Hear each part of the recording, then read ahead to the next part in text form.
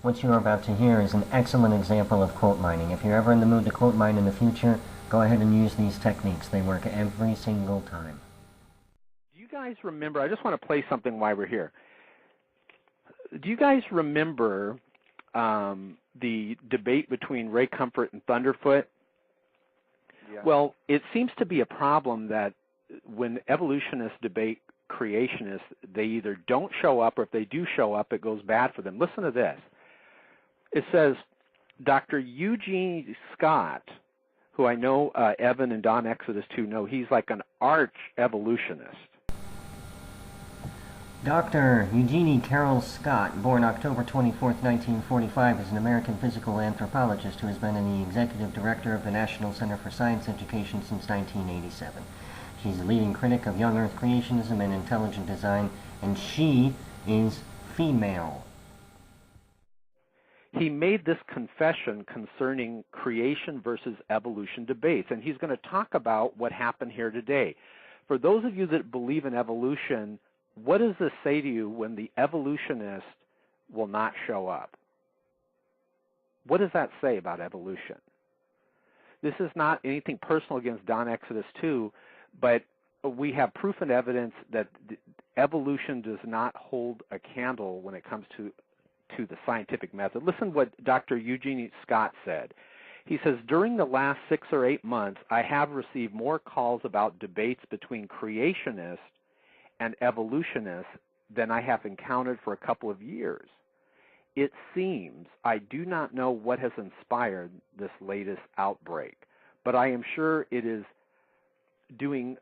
But I am not sure it is doing much to improve science education. He says, why do I say this? He says, sure, there are examples of good debates where a well-prepared evolution supporter got the best of a creationist. Listen closely, evolutionists. But I can tell you, after many years in this business, that they are few and far between. Most of the time, a well-meaning evolutionist, on Exodus 2, accepts a debate challenge from a creationist, NephilimFree, reads a bunch of creationist literature, makes up a lecture explaining Darwinian gradualism, and can't figure out why at the end of the debate so many individuals are clustered around his opponent, congratulating him on having done such a good job of routing evolution, and why his friends are too busy to go out for a beer after the debate.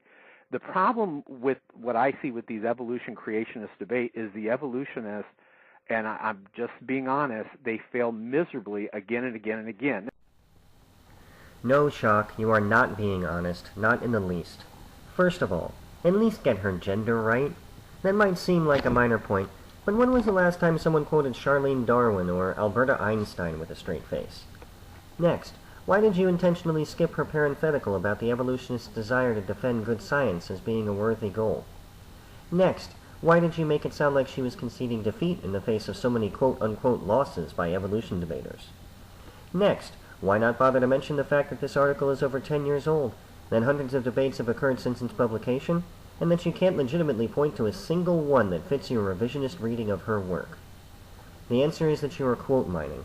You are quote mining in an effort to mislead your viewers, insult the guest you knew wasn't going to participate, and genuinely act disingenuous.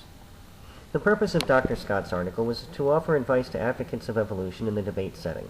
This advice is presented systematically and includes suggestions on keeping the debate question as well as the time allotments relatively narrow to avoid dealing with, quote, even a fraction of the half-truths or plain erroneous statements that creationists can come out with. Here's another quote. The evolutionist debater is never going to be able to counter all of the misinformation that a creationist can put out in a lengthy debate format. And the way these things work is that suspicion is sowed in the minds of the audience no matter what. Her article is, in my humble opinion, well written and to the point. I defy any rational person to read it in its entirety and then conclude that it constitutes a confession of evolutionist debaters' inadequacy in the face of a creationist opponent.